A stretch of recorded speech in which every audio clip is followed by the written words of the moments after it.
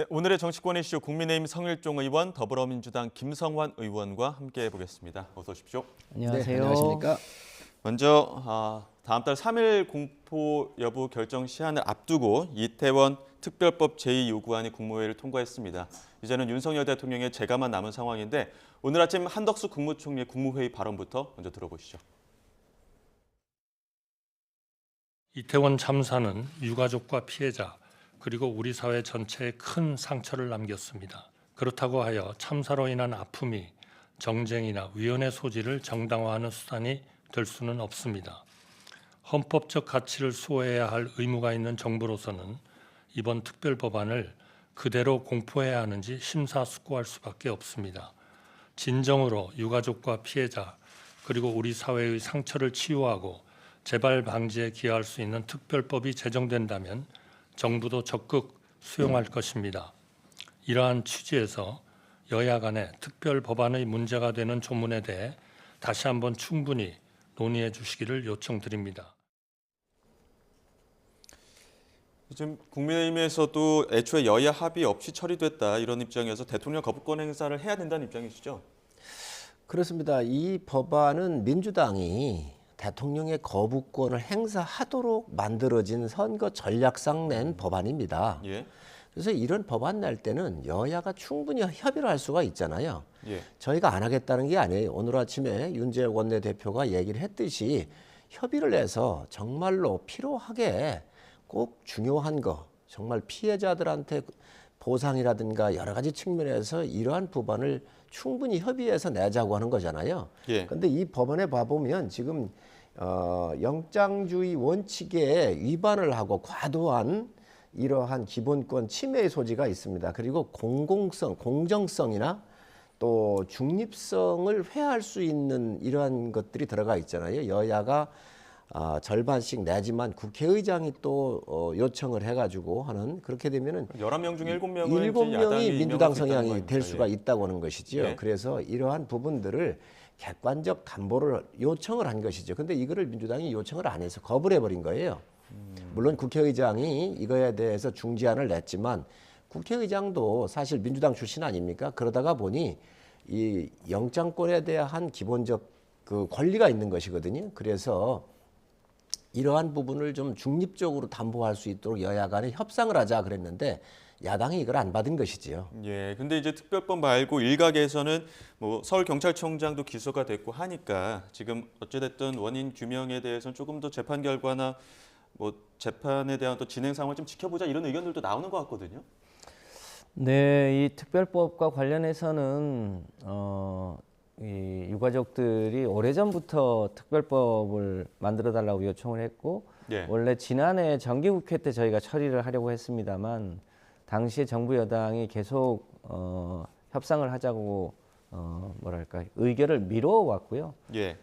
그래서 작년에 연말에 저희가 처리를 하려고 했는데 또 그것도 뒤로 미뤘습니다. 이제 그 가운데 국회의장이 중재안을 냈죠. 그래서 그 중재안에 대해서 여당이 신중하게 검토해 보겠다고 했다가 막판에 또 여당 그러니까 국회의장의 중재안도 수용을 못 하겠다고 해서 1월 9일 날 이제 표결을 하게 됐는데요. 예. 정말로 여당이 협상의 의지가 있었다면 진작에 그 소위 국민의힘의 안이나 정부의 안을 가져왔어야죠. 근데 그 전까지는 전혀 협상에 뭐 참여할 의사가 없었습니다. 이제 더구나 이 특별법을 만들게 됐던 취지가 아직도 진실이 다 안 밝혀졌다는 거 아닙니까? 159명의 이 젊은 청년들이 서울 한복판에서 사망하는 일이 있었는데 이게 처음 있었던 일도 아니고 그 전에 문재인 정부 때는 같은 할로윈 축제가 계속 있었음에도 불구하고 한 번도 사고가 없었거든요. 그런데 이제 그 유가족들이나 일반 시민들은 그 직전에 윤석열 정부가 마약 집중단속을 하라고 하는 지시가 있었고 당시에 한동훈 법무부 장관이 마약과의 전쟁을 선포했고 그 할로윈 축제 때 정복 경찰들은 보이지 않고 사복 마약을 단속하는 사복 경찰들만 투입돼 있다가 사고가 나니까 이제 단속을 못한 거거든요. 그러면 정복을 투입을 했어야 되는 시기에 마약 단속을 위해서 정복을 투입하지 않고 사복 경찰만 투입했다가 사고가 난 거 아니냐. 그러면 이 사고와 마약 단속하고는 어떤 관계가 있느냐. 이런 부분에 대한 의혹이 아직 다 풀리지 않았단 말이죠. 근데 그런 것을 다 해결하지 않은 채로 진실은 여전히 뭐랄까 오리무중인 상태로 일종의 뭐 피해자 치유하겠다 이런 식으로 접근하는 것은 유가족의 취지를 너무도 무시하는 행태 아닌가 이런 느낌이 있습니다. 저는 김성환 의장님 말씀에 동의할 수가 없습니다. 마약을 단속하기 위해서 경찰관 넣은 게 사고 원인이다? 그건 있을 수가 없는 얘기지요. 정복경찰서 정복을 입은 거기에 사람들이 왜 없었습니까? 있었지요. 이거는요, 코로나 이후에 급격하게 몰려 들어왔었던 인파에 몰려와가지고 일어난 이 우발적 사건이지만 이 부분이 국가적 책임이 왜 없겠습니까? 그래서 국가가 보상이라든가 치유에 대한 문제라든지 또 정신적 치유의 문제라든지 지역경제 활성화라든지 모든 걸 다 하겠다는 거잖아요. 안 하겠다는 게 아니에요. 그리고 국정조사를 하자고 해서 야당이 국정조사를 요구를 해가지고 국정조사 다 했던 겁니다. 경찰이 약 500명을 투입해서 조사를 다 한 거고 검찰에서도 수사를 한 거잖아요. 그럼에도 불구하고 특별법을 낸다고 한다면 여야가 합의를 하자. 국정조사해서 미진했던 부분, 검경에서 문제했던 조사에서 미진했던 부분이 있으면 하자는 거잖아요. 그런데 이것을 대통령의 거부권을 딱 노리고 지금 내놓은 거 아닙니까? 영장 청구에 대한 무소불위의 권한을 다 준 거란 말이지요. 예. 그렇기 때문에 이런 부분을 협의하자고 하는 건데 민주당이 선거를 앞두고 이걸 정략적으로 이용하고 있는 것이지요. 저는 예. 오히려 이 부분에 대해서 미진한 부분이 있으면 여야 간에 협의하기를 원합니다. 그리고 정말로 네. 피해 보신 분들 유가족에 대한 위로의 문제라든지 추모시설 다 하겠다라고 얘기를 하잖아요. 그런데 그게 아니고 영장을 치는 데에 대한 과도한 이 수사권에 대해서 그 기본권 침해에 대한 여러 가지 문제점들이 있잖아요. 이런 부분들에 대해서 대한민국은 법이라고 하는 것은 원칙적으로 다 헌법에서부터 다른 법률까지 기본적 질서와 원칙이 서 있는데 이 부분에 대해서만큼 이거에 대해서 과도하게 행사한다? 저는 맞지 않다고 생각을 합니다. 예. 그리고 잠깐만요. 잠시만요. 예, 말씀하시죠. 바로 전해만 해도요. 그 이태원 그 압사 사고가 났던 그 골목길에 정복 경찰들이 배치가 되어 있었습니다. 그 전에만 해도요. 코로나 때문에 없었던 일이 갑자기 생긴 게 아니고요. 그러니까 정복이 있어야 되는 자리에 정복이 없었고, 그러니까 질서 유지를 해야 될 정복 경찰이 없었고, 마약 단속을 위해서 사복 경찰만 있었다는 거죠. 그러니까 마약 단속을 하는 게 잘못된 게 아니고, 정복 경찰이 있으면 마약 단속이 쉽지 않을까봐 정복 경찰을 없앤 건 아니냐. 그리고 여러 당시에 이 청년들이 이 압사 사고가 날 것에 대한 우려를 표명했음에도 불구하고 즉각 대응하지 못한데 무슨 다른 이유가 있는 건 아니냐. 이런 의혹이 있단 말이죠. 이 부분이 아직 다 밝혀지지 않은 건데 예. 그런 가운데 몇 가지의 조사가 꼭 필요하고 그 조사를 하기 위해서는 조사에 응하지 않으면 조사권을 가진 사람들이 이 진실에 접근하기 어렵기 때문에 일정하게 권한을 주자고 하는 취지까지도 다른 핑계를 들어서 특별법을 거부하는 것은 온당치 않다. 그런데 이제 만약에 이제 오후에 대통령의 재가만 남아 있는 상황이지 않습니까? 그럼 또 다시 이제 국회로 와서 재표결을 해야 될 텐데 그 시점을 두고 언제쯤 할 것이냐? 왜냐하면 이게 뭐 당장 뭐 거부권 같은 경우에 5월에 국회의원 21대 의원 임기 끝나고 나면은 아예 폐지되는 거 아닙니까? 언제 시점을 민주당은 어떻게 잡고 있습니까? 그러니까 뭐 잘 아시는 대로 대통령이 이 거부권을 행사하면 또 국회가 그걸 제의 요구를 이제 통과를 시키려면 3분의 2 동의를 받아야 되지 않습니까? 허들이 높아지죠. 그렇습니다. 그러니까 국민의힘에서 거부권에 대해서 그러니까 제의 요구를 달성하기 위해서는 국민의힘이 반대하면 사실상 이제 그 거부권이 유효해지는 상황이라 저희 입장에서는 어떻게든 200명을 넘기기 위한 노력을 해야 되는 상황입니다. 이제 그런 면에서 보면 저희는 이것이 매우 절박하다고 생각합니다. 특히 이 기존에 거부되었던 5건, 법안으로 보면 8건이 국민들의 요구가 있음에도 불구하고 계속 거부권이 행사된 거 아닙니까? 특히 최근에 김건희 특검법이나 주가조작 특검법이나 대장동 50억 클럽 특검법도 지금 소위 거부권을 행사해 놓은 상태인데 국민 입장에서는 정말로 절박한 요구가 국민의힘의 110석 때문에 지금 반영이 안 되고 있는 건데 113석이죠. 예. 어쨌든 저희는 최대한 200석을 넘기기 위한 가장 좋은 시점이 어디냐에 따라서 제의 요구를 이제 상정할 예정으로 있습니다. 쌍특검법이랑 같이 그 안건을 올리는 방안들이 나오고 있더라고요. 어떻게 좀 예측하십니까? 이거 우리가 한번 정확하게 봐야 돼요. 그 당시에 행정적인 중심에 서 있던 사람이 용산구청장이에요. 또 질서 유지에 대한 총 책임 있는 게 서울경찰청장과 용산서장이거든요. 예. 그리고 당시 경찰청에 있었던 상황관리관 등 이 사람 모든 분들이 다 법정에 가게 돼 있습니다. 그 여기 뭐를 더 우리가 여기에 감추고 이게 할 일이 없거든요.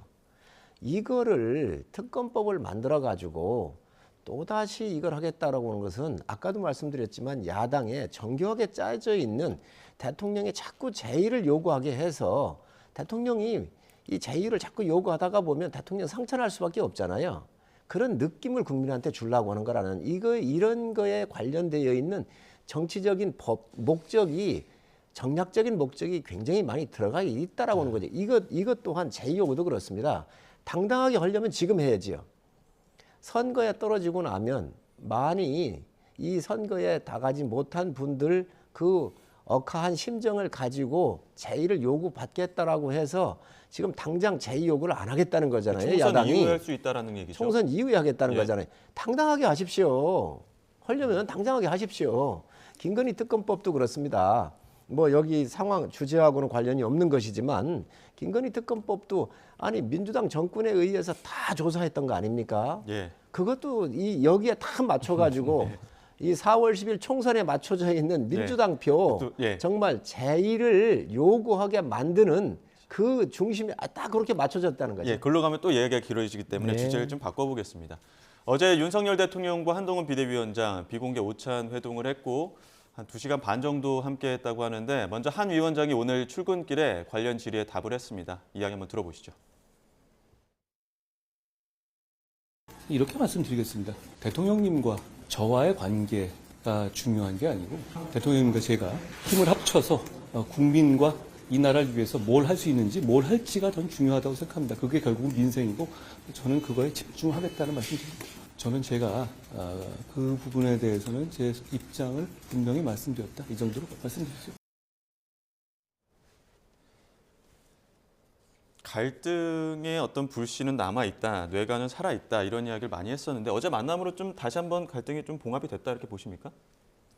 그러면요. 그 큰 주제에서야 민생만큼 중요한 게 없잖아요. 그렇기 네. 때문에 당도, 대통령실도 정부도 대의적인 측면에서 민생에 집중하자라고 하는 거에 다 맞춰진 것이고요.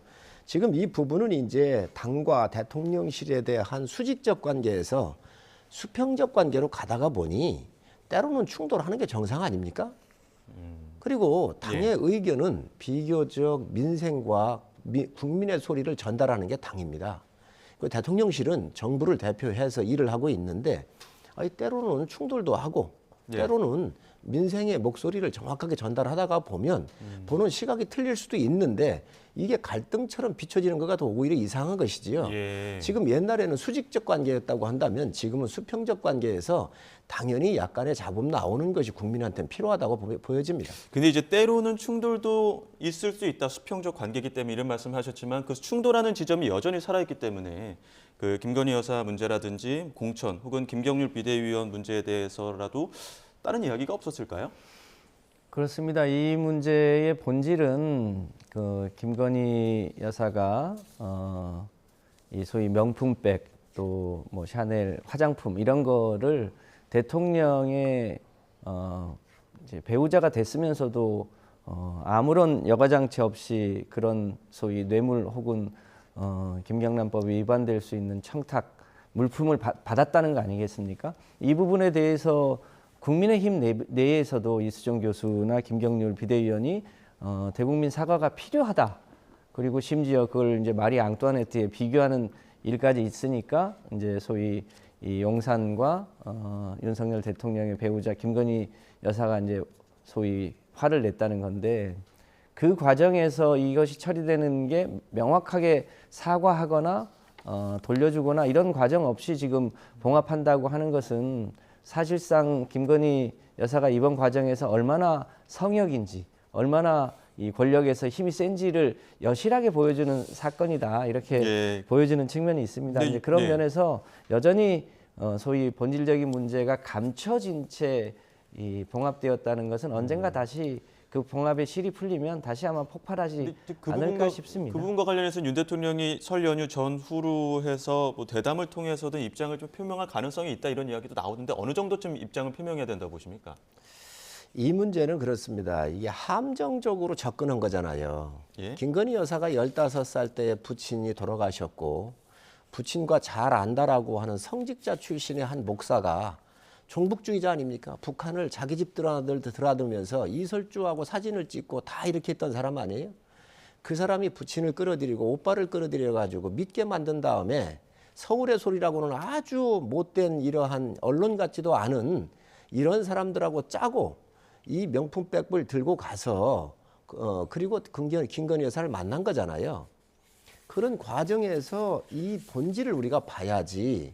지금 저는 민주당도 그렇습니다. 이 부분을 공격할 수 있다고 봐요. 공격한다 그러면요, 권양숙 여사 640만 불 받은 건 뭐라고 할 거예요?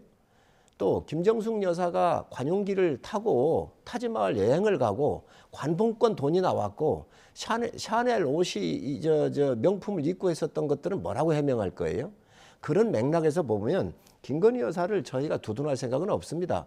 그렇지만 이러한 함정을 해놓고 이 함정을 해놓은 거에 대한 것들에 대한 법적 처벌이나 잘못됐다라고는 한마디 없이 명품백을 받았다라고는 이 부분만 얘기하는 거잖아요. 그런데 이걸 김건희 여사가 썼습니까?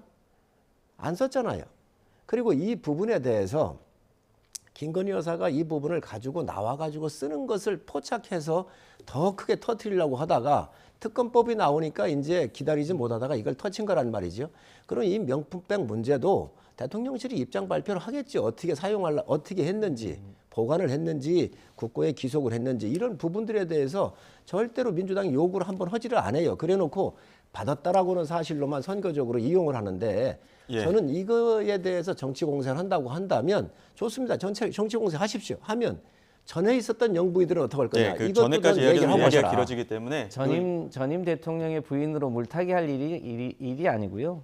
지금 대통령이 집권한 이후에 그 김건희 여사의 여러 가지 행태들이 국민 입장에서 도저히 납득이 안 되는 게 많이 있지 않습니까? 실제로 김건희 주가 조작 사건이 검찰의 조사 결과 어머니하고 해서 23억의 수익을 봤다고 하는 게 검찰의 종합 결론이고, 그럼에도 불구하고 한 번도 조사받지 않았다는 것, 그리고 인수위 때부터 소위 양평 고속도로, 김건희 일가의 땅이 있는 양평 고속도로를 소위 이 노선을 바꾸려고 했던 그 시도들이 다 확인이 됐음에도 불구하고 자, 그 예. 본질적인 얘기들이 하나도 해결되지 않은 채로 최근에 명품백이 터진 거죠. 그래서 이렇게 소위 김건희 여사가 소위 성역화되는 것, 이것은 대한민국에서 이 헌법 11조, 대한민국은 특수계급을 인정하지 않는 나라임에도 불구하고 사실상 특수계급화되어 있고 성역화되어 있다. 이런 부분에 대해서 당연히 국민적 사과를 하고 수사를 받아야 됨에도 불구하고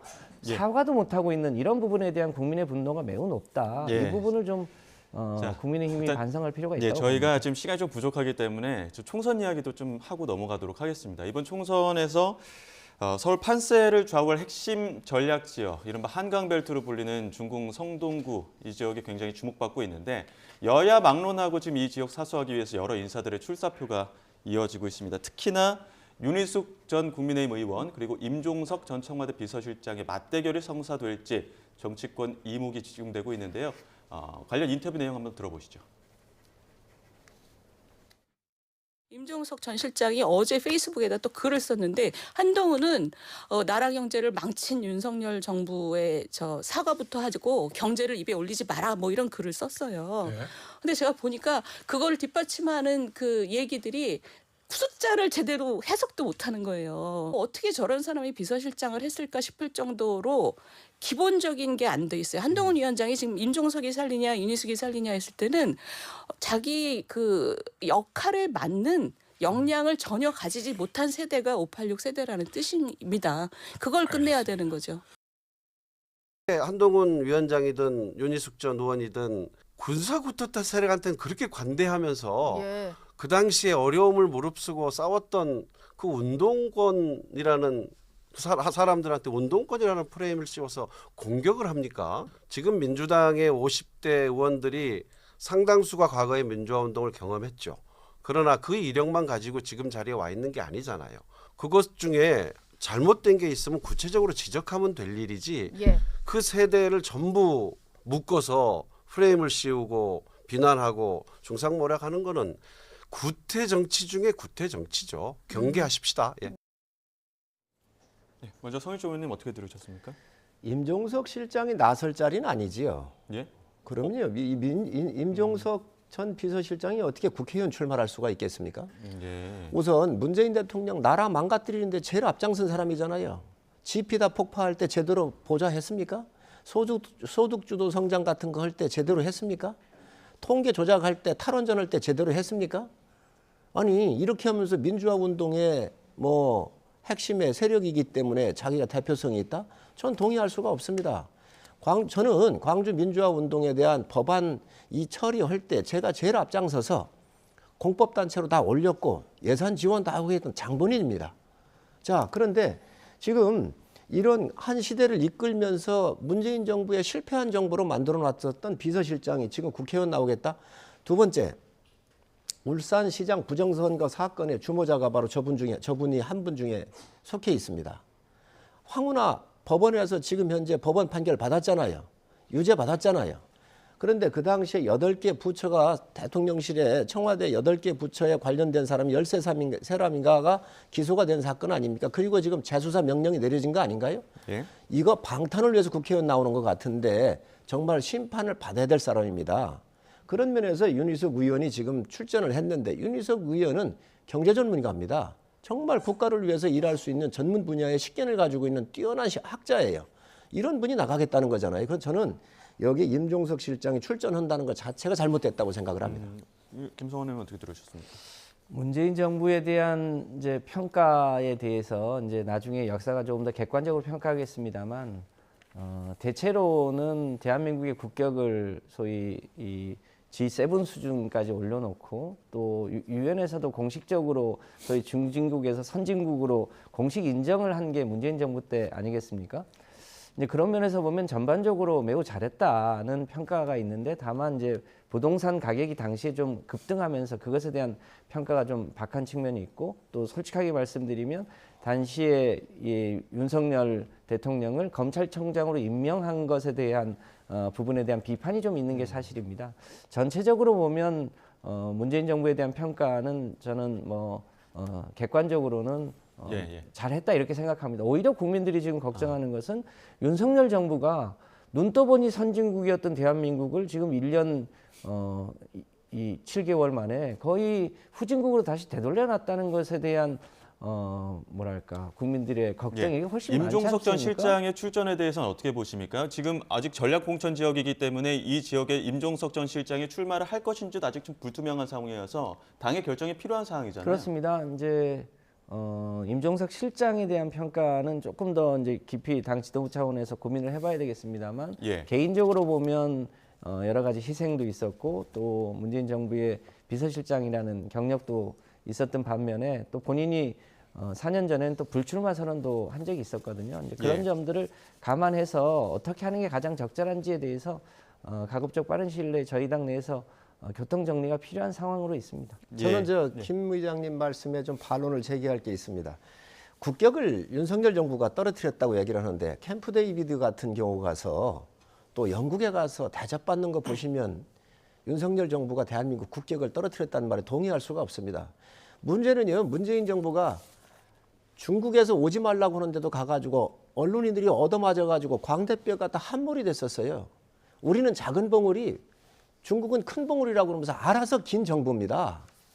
아니 북한하고 관계에 있어서도 그렇습니다. 그렇게 불종적으로 다 해놓고 국격을 누가 떨어뜨렸느냐는 거지요. 대한민국 선진국 반열 올라오는데 문재인 정부 5년 만에 올라가겠습니까? 자, 그게? 잠시만요. 여기서 지금 계속 그 이야기가 나오면 이야기가 길어지기 때문에 총선 이야기 두 분께 조금만 더 여쭙겠습니다. 일단 양당 지금 뭐 공천 경쟁, 뭐 신경전이 가속화되고 있다, 이런 뜨거워지고 있다 이런 이야기 많이 나오고 있는데 특히 국민의힘에서는 어떻게 보면은 비윤 현역 의원과 장관들은 험지로 가고 또 검사 출신 뭐 대통령실 인사들은 또 양지로 가고 있다 이런 이야기들 나오고 있는 부분에 대해서는 어떻게 생각하십니까? 저는 대통령실에 있었던 뭐 이제 행정관이나 뭐 이런 분들이야 뭐 어딜 가든 별 문제가 없을 거예요. 그런데 대통령을 최측근에서 우리가 모셨었던 수석급이나 또는 장관들이 양지를 간다고 그러면 전 찬성할 수가 없습니다.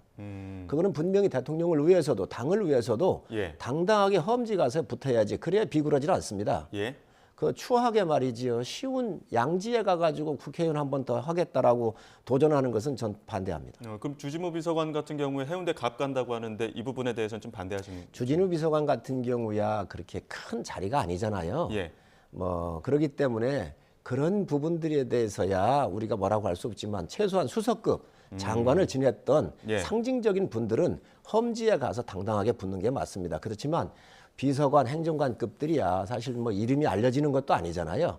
그렇기 때문에 그런 분들 정도는 우리가 당에서도 어느 정도 이해할 수 있을 룸이 있을 것 같은데 어쨌든 대통령을 최측근에서 모시고 상징적으로 일했었던 분들은 당당하게 험지를 가서 또 민주당의 후보하고 붙는 게 전 맞다고 생각을 합니다. 자, 민주당 이야기도 하겠습니다. 민주당도 지금 공천 과정 지금 진행이 되고 있고 평가 하위 20% 대상자 통보가 임박했다. 뭐 이르면 이번 주 내 개별 통보될 것이다. 이런 보도도 나오고 있던데 이게 또 비명 찍어내기용 아니냐 이런 또 그 반발도 있는 것 같더라고요. 비판이 있었는데 이 부분에 대해서 어떻게 보십니까? 먼저 그 주진우 비서관은 예. 급은 비서관이었습니다만 대통령의 최측근 실세 아니었습니까? 그러니까 장관보다 더 권력을 누리는 사람인데 그 부분에 대해서 뻔히 아실 텐데 그것은 괜찮다 얘기하시는 것에 대해서 전 개인적으로는 좀 유감이고요. 저희 당은 이번에 이제 사실은 처음으로 하이자 평가를 하는 게 아니라 오랜 경험으로 그 평가를 굉장히 정량화해 놨습니다. 그러니까 입법을 얼마나 했는지 또 지역 활동을 얼마나 했는지 또 그것에 대한 주민의 평가가 어떤지 이것이 다 계량화되어 있기 때문에 그것을 무슨 임의로 뭐 수치를 조작한다든지 이렇게 해서 뭐 특정한 무슨 친명 비명을 구별해서 하위자를 평가하는 시스템이 아닙니다. 이제 그런 면에서 그 평가를 통해서 나오는 것은 매우 객관적으로 나올 거고요. 또 8년 전에는 아예 컷오프를 했습니다만 지금은 컷오프가 아니라 하위 10%는 30% 감점, 하위 20%까지는 20% 감점이기 때문에 그런 이제 평가 과정에서의 소위 경선 과정에서의 페널티 규정이기 때문에 그거를 감안해서 경선을 치르게 되지 않을까 싶습니다. 선거제는 어떻게 되는 겁니까? 선거제는 이제 여러모로 고민인데 저는 현행 선거법 제도가 더 타당하다고 봅니다. 연동제 제도가. 이 연동제는 잘 아시겠습니다만 이 대한민국 이 총선 제도가 단순 다수 소선거구제 아닙니까? 그러니까 이제 51%만 받으면 49%의 의사와 관계없이 국회의원이 되는 건데 그 사표가 되는 49%를 어떻게 대변할 거냐가 연동제의 취지 아니겠습니까? 그렇게 따져보면 연동제가 제대로 이 작동이 돼서 그 의사가 반영되지 않는 49%의 뜻도 반영되어야 되는데 근데 그거를 국민의힘은 아예 공공연하게 위성정당을 만들겠다고 하니까 이 소위 연동형 제도 자체의 취지가 이 왜곡되는 문제 때문에 저희가 고민을 하고 있는데요. 지금이라도 국민의힘이 이 현행 제도에 따라서 소위 위성정당을 만들지 않겠다고 하면 사실은 가볍게 끝날 일인데 국민의힘이 공공연하게 위성정당을 만들겠다고 하는 것 때문에 저희가 고민하고 있는 거죠. 어떻게 들어요? 위성정당 문제는 4년 전에 저희가 반대했던 거예요. 민주당이 당시에 정의당을 속였지요. 그래놓고 문제가 되니까 지금 현재 이러한 혼란스러운 문제가 된 거 아닙니까? 양당이 중심으로 되어 있는 제도 하에서 그런 게 배려가 될 수가 없습니다. 제도적으로. 그래서 이제 이재명 대표도 얘기한 거예요. 멋지게 지면 무슨 소용이냐. 그래가지고 병립형으로 다 돌아간 거로 얘기를 했는데 이제 뭐 조국을 비롯해가지고 여러 소수 민주당의 민주당 계열의 여러 몇 가지의 소수 정당들이 압력을 넣겠지요. 그러니까 다시 지금 갈팡질팡하고 있는데 이것도 빨리 결론을 내시기 바랍니다. 예. 지금 국회는 여당이 민주당입니다. 하고 싶은 대로 특검법이고 모든 거 다 하고 있잖아요. 선거제도도 민주당에 달린 겁니다. 그런데 지금 민주당이 이득 손실을 계산을 해보니 병립형으로 가고 싶은데 다른 위성정당 비슷한 이 사람들이 튀고 있는 거지, 이런 정당들이. 그러다가 보니까 지금 민주당이 갈팡질팡하고 있는 거 아닙니까? 어떤 형태로든 민주당에 달려 있는데 민주당 결론 내시기 바랍니다. 예, 뭐 신년 기자회를 통해서도 어느 정도 좀 가닥이 잡히지 않을까 이런 이야기도 나오고 있는데 그 부분은 조금 더 지켜봐야 될 것 같습니다. 지금 여기까지 하도록 하겠습니다. 지금까지 국민의힘 성일종 의원, 더불어민주당 김성환 의원 두 분과 함께했습니다. 오늘 말씀 고맙습니다. 감사합니다.